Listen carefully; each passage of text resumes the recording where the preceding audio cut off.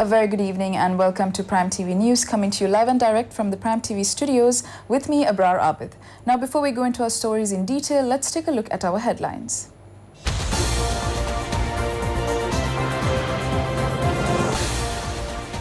Pujit and Hemasari remanded.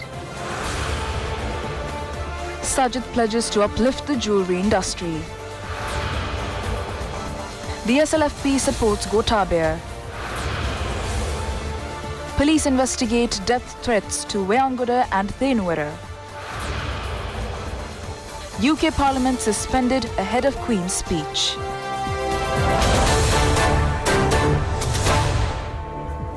In our lead story, President Maithripala Sirisena states that a comprehensive national program against drug menace has been launched. The president expressed these views after the opening of the Palugasweva Asirigama village.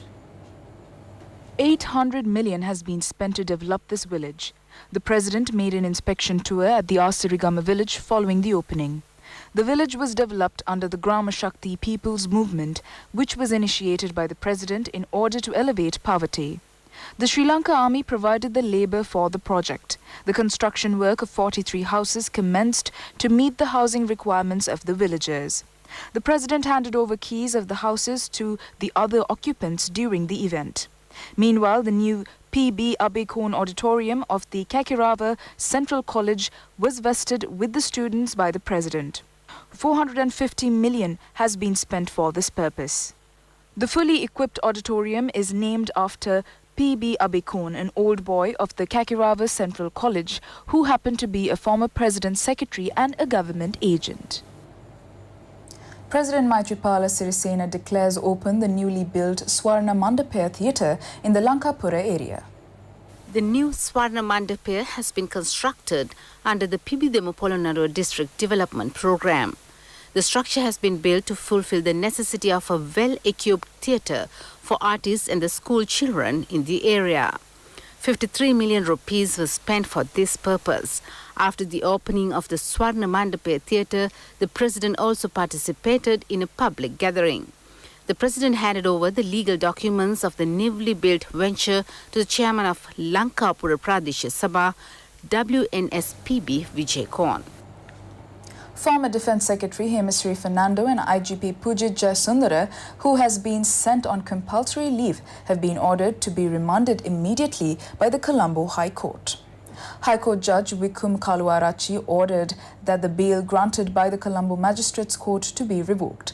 The High Court judge stated that Colombo Chief Magistrate Lanka Jayaratna's decision to grant bail was flawed and that there was no jurisdiction to issue such a decision. The Colombo High Court today ordered that the two suspects to be remanded following a petition filed by the Attorney General challenging the decision of the Colombo High Court to grant bail to both Hemasari Fernando and Pujit Jayasundara.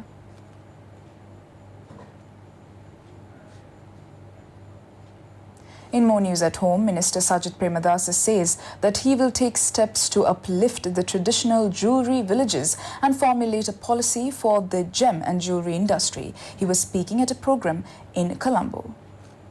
Sajid Premadasa met with the Jewellers Association and the problems of the jewellers were discussed. Minister V. Radhakrishnan, President of the Jewellery Jewellers Association, A. Vijay Kumar and several other distinguished people participated in this event. Meanwhile, Sajid Premadasa visited the Most Venerable Kotugara Dhamma Vasathero, Chief Prelate of the Sri Lanka Amarapura Mahanikaya. Sajid Premadasa visited the Sri Dharmapala Rama Temple in Mount Lavinia and called on the Chief Prelate. The Mahasangha chanted Set Pirit and bestowed blessings on him. Ministers Patali Champika Ranavaka, S.M. Marika and Hirinika Premachandra were also present. The SLFP states that its support will be extended to Gotabaya Rajapaksa at the upcoming presidential election. This was stated at a press conference held at SLFP party headquarters. Addressing the gathering, MP Nimal Siripala de Silva noted that after ensuing a long discussion, it was decided to support Gotabaya Rajapaksa. He stressed that but it does not mean that SLFP will support any political party. He highlighted that SLFP has paid serious attention on safeguarding the identity of it. Meanwhile, General Secretary of the SLFP, Dayasiri Jayasekara, stated that the President has temporarily resigned from the post of Chairman of the SLFP and appointed Professor Rohana Lakshman Piyadasa as the acting Chairman. Parliamentarian Dayasiri Jayasekara stated that after the presidential election, a revival program will be launched to make the SLFP one of the most strong parties in the country. He said that President's decision to keep aloof from the party leadership is a historical moment, as no previous president in the country allowed the election process to be that independent. Parliamentarians Mahinda Samarasinghe and Angajan Ramanathan also spoke. Investigations have commenced into the complaint filed by Chandragupta Tenora and Gamini Veyanguda to the CID, claiming that they have received death threats. Professor Chandragupta Tenora and Gamini Veyanguda complain that they have been threatened following a petition filed challenging former Defence Secretary Gotabaya Rajapaksa regarding dual citizenship. They say that they have lodged a complaint in this manner to protect themselves, as hate speech and threats are increasing against them.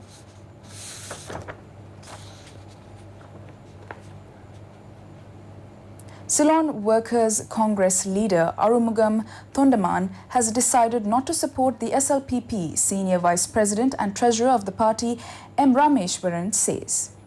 He further stated that the statement made by UPFA General Secretary MP Mahinda Amaravira at a press conference was false. Rameshwaran noted that discussions are being ensued with the SLPP and UNP over the upcoming presidential election. He highlighted that the decision on an alliance will be announced next week following the discussion.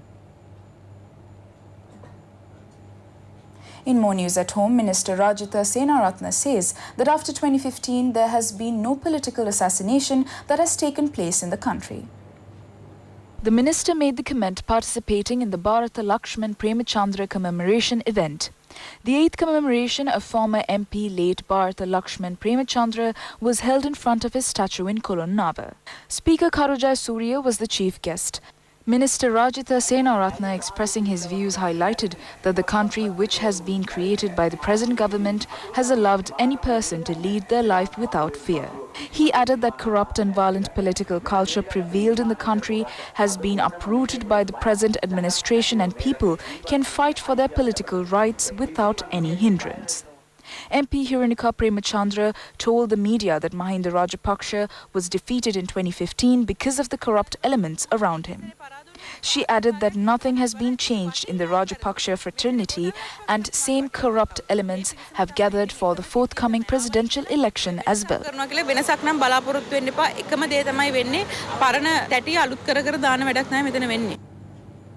Executive Director of PAFL, Rohana Hettiarachchi, says that 31 incidents of election law violation have been reported so far since the presidential election was announced.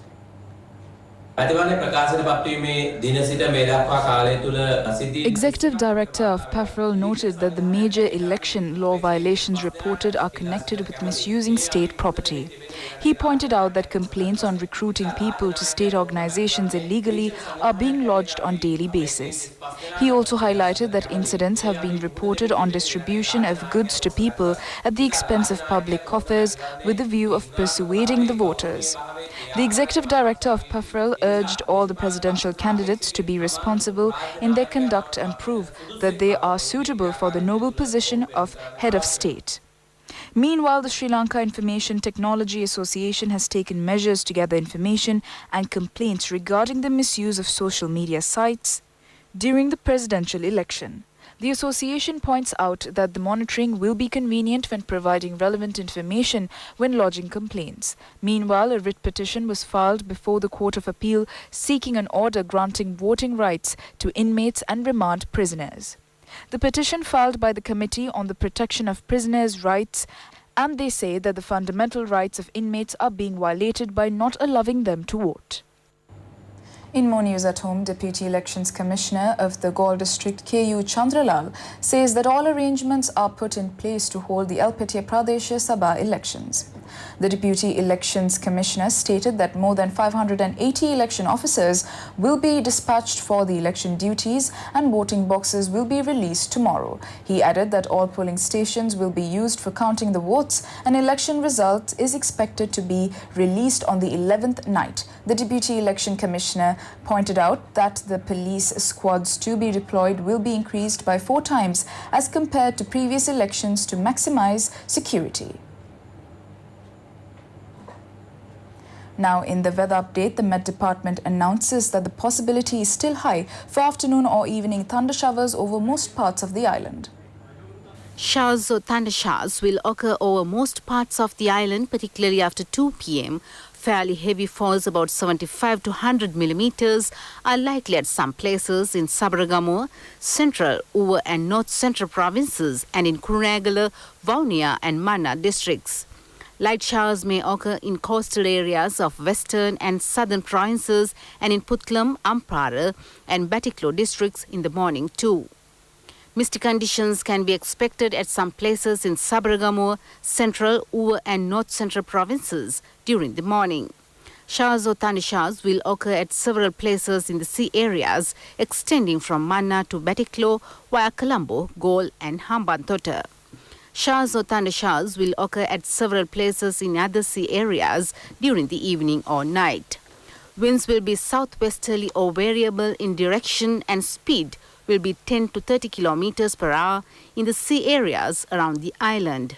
Temporarily strong gusty winds and heavy rough seas can be expected during thunder showers. Still in local news, Minister Daya Gamage states that a project to provide artificial rain to dry zone agricultural lands will commence soon.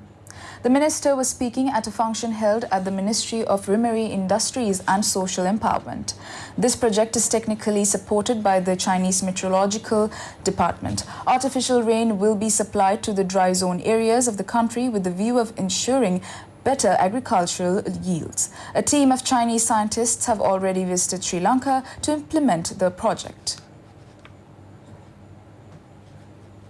In more local news, one lane of the Hatton-Colombo main road has snuck near the Vatavalla police. As a result, only light vehicles heading towards Hatton have been directed to other lanes, police said. Heavy vehicles travelling from and towards Hatton will have to use alternative routes. Accordingly, motorists can reach Hatton via Norton Bridge and Muskelia. Police stated motorists coming to Colombo can use the alternative route via Thalavakale and Pudaloya. A 50-foot section of the Hatton-Colombo main road had sunk. Police say that this place has been submerged in the past too.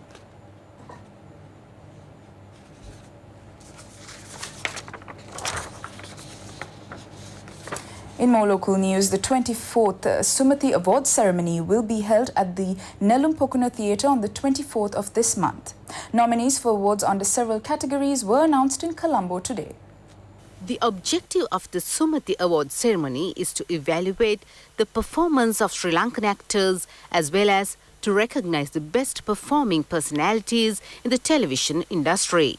Sumati Awards are presented under 39 categories encompassing teledrama, magazine programs, documentaries and news and current affairs. Certificates were also presented to the actors who were nominated for the popular category awards. The names of the nominations of this year's awards were introduced by Sumati Awards chairman Tilanga Sumatipala. The IT and Media Network is also one of the most recommended institutions in a number of sectors. ITN News Gayan Buddhika Allagoda has been nominated for the Best TV Documentary Program, Vev Bandi Rajye Avanaduwa and the Pookulama People. The Good Morning Prime World program, co-produced by Najit Matrage, Umayangana Disanayaka and Vidura Paranamana in the news category, is also among the nominated Best TV Magazine program. The ITN Ulpata program, produced by section producer Chandima Premaratna of Programs Division, is also recommended under the same category. Nidhi Kumariyakagesh Sihinaya, produced by Kapila Vakadapala of ITN, has been nominated for the Best Women's TV program. ITN's Pulsar Dare Venture sports program is also among the best nominated TV sports programs. The show was produced by executive producer Chandan Almeida. In addition, ITN teledramas Kumbio, Sahodaraya, Kana Medrio, Haraspara, Sanghinda Pamula have been nominated for Sumati Awards. ITN Media Network is the official media sponsor for the Sumati Awards. Let's now take a look at the very latest in the business arena.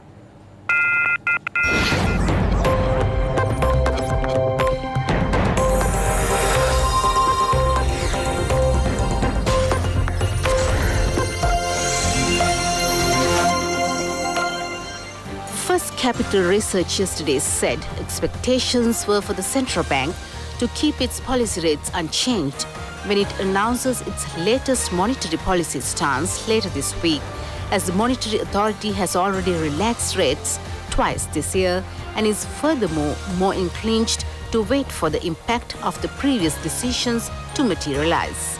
With the presidential election scheduled for next month, it is unlikely the central bank will change its policy rates at this point.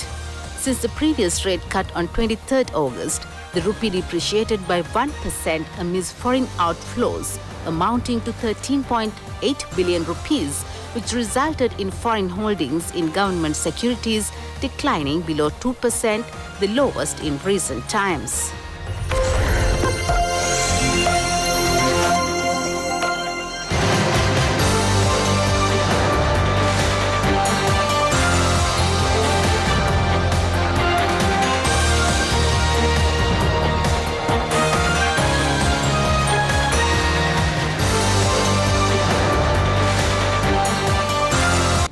And that is all the news for today. Do join us again tomorrow for the very latest. For the Prime TV News team, I'm Abrar Abid. A very good evening and take care.